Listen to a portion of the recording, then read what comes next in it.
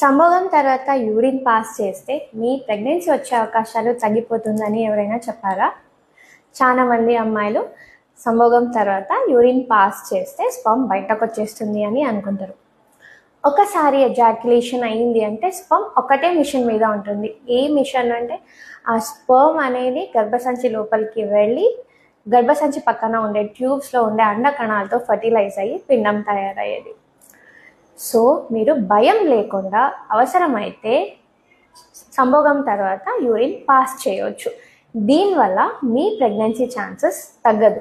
ఎందుకంటే యూరిన్ యోని నుంచి బయటకి రాదు, దానికి వేరే రూట్ ఉంటుంది, యూరేట్రా.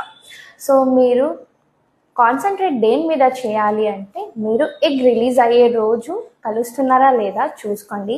మళ్ళీ మీ స్పర్మ్ క్వాలిటీ కౌంట్ హెల్దీగా ఉందా లేదా చూసుకోండి.